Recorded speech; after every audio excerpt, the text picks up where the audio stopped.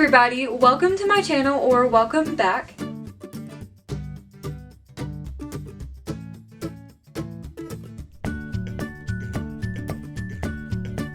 I did a little activity. This activity is to help give you a better idea of what contractions or labor might feel like. During this time, when holding an ice cube or a handful of ice, you figure out basically how to take your mind off of the sensations that you're feeling in your hands. Of course, labor is nothing like holding a handful of ice cubes, two different things.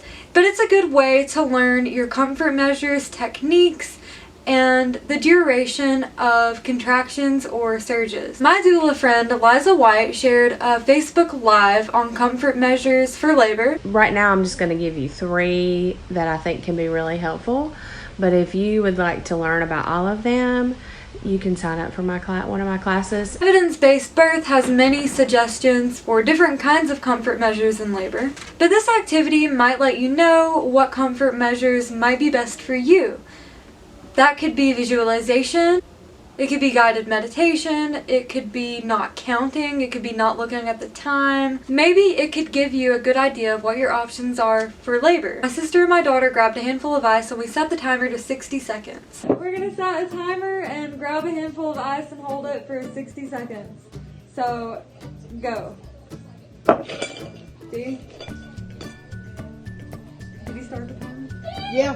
Oh God, I'm And then we would rest for 4 to 5 minutes and then do it again. Their hands got really cold and my sister decided to not look at the time. My sister explained that looking at the time kind of made it feel worse. Why do you think that's significant? What, the eyes? Like, what's that like?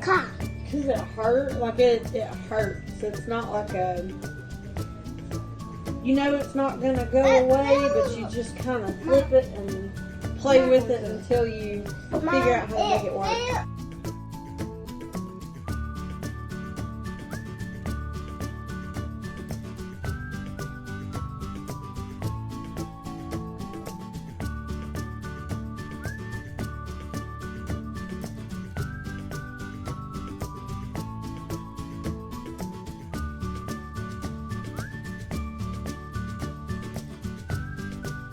It's good to do something like visualization, maybe dim the lights, maybe move around while you're holding the ice.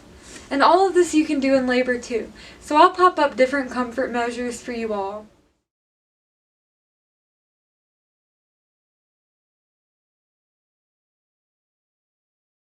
Go over all the possible comfort measures. There's so many things that can help, and sometimes the key is to just change it up, get through a couple contractions, change to something different. And that can be so helpful, because if you don't have a game plan and don't have some comfort measures in your pocket to try, then just trying to cope through each contraction will get really hard and exhausting. If you have a doula, she will do even more. Hire me as your doula. I bring more comfort measures to the table, and more. I would do more things with what's called a rebozo. I would help with physicians and massage and all kinds of different things that I've been trained to do. So there's a lot of benefit in knowing the comfort measures you can do by yourself, but also having a doula who can bring more into the equation. 3 of the ones I want to tell you about today, these are actually 3 of my favorites. They're all really helpful. So water is number 1. And you're like, water? Well, of course you need to drink water, but this is about being submerged in water or being in the shower.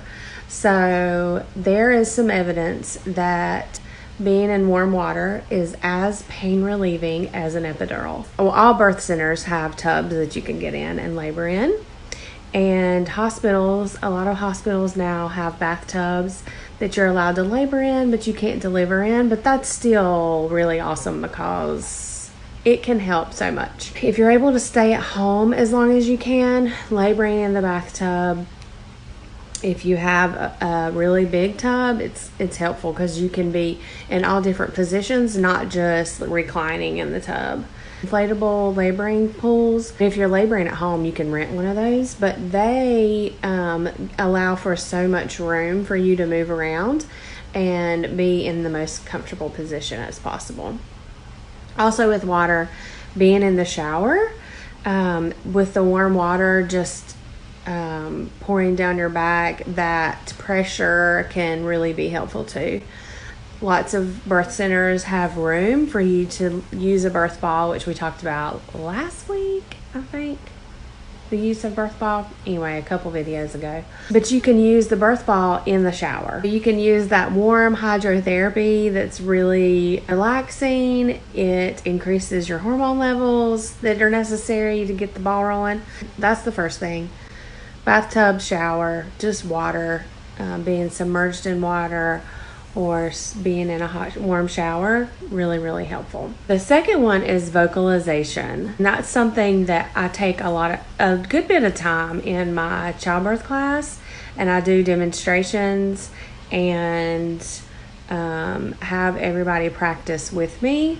But it's important to keep your sounds low. So if your instinct is to tense up and make a really high-pitched sound like ow, ow, ow, ow, ow, that is going to be counterproductive. It's going to tense up your whole body. It's going to make it hard for your cervix to dilate. You won't be relaxed. If you are using low and slow sounds, they help to relax your whole body so progress can happen. So make sure that you're using low, slow sounds. Humming, deep, low moans. I went into my first birth saying I was not making any noise. It felt weird to me. I didn't want to practice it, but truly it helps so much. So practice it so that you know, and I always tell my clients, practice in the car. Just when you're in the car alone, just practice those sounds so you can see how the vibrations can really run through your body and just help release so much tension. And there is also some evidence that if your mouth and throat and jaw are relaxed, your cervix will be relaxed too. So if you are making low, slow, long sounds, your whole body, it's going to help your whole body relax. So vocalization, practice in your car, low, slow sounds. And if you take my class, I'll do a demo and we'll practice it together. And then the other one is weird. You might think it's very strange, but sitting on the toilet, and not to go to the bathroom, but just sitting there and laboring through some contractions. You can sit there normally. You can straddle facing the back and you can like lay on the tank. You can also sit on it, facing forward normally and use a squatty potty, if you know what that is.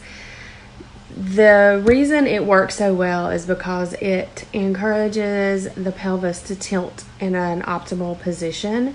It opens the pelvis to help let baby move down. It relaxes your muscles in that area, and it just can be a really good place to labor through some contractions. Also, it's a good place for your doula to do some other comfort measures on you while you're there. They can do some counter pressure and some other things, massage and other things on your low back or whatever's bothering you while you're in, sitting there. And in labor, you have to pee. This is a bonus. This is a bonus comfort measure. You need to be going to the bathroom regularly. Have your partner remind you. That needs to be one of their jobs, is to remind you to pee at least once an hour and more if possible, because it's really important to keep your bladder empty. If it gets really full, it can get in the way. And then you could end up needing a catheter and all kinds of stuff. Or not all kinds of stuff. You could end up needing a catheter, and it can slow the process. So make sure you're going to the bathroom. Well, if you're laboring on the toilet, it makes it pretty easy. So that's really, it's just a good spot to be. And you can labor through a couple contractions on the toilet, have somebody be rubbing your back where it's bothering you. Then it's time to change it up, head to the bathtub. Time to change it up, just in the things I've told you about today. It's at least 3 options, and also using vocalization in all of the things I talked about, on the toilet, in the water, in the shower. So those are just 3 pretty good and pretty important comfort measures that you can use that'll really help you out. There's a ton of other ones, and like I said, I go through a lot, some really helpful ones in my class. So if you want more information about that, just message me. I encourage you to try this activity at home whether you're expecting or not. I think it's just a really fun activity to do with your family. I hope you enjoyed this video. Let me know how I'm doing in the comments, and I'll see you next time.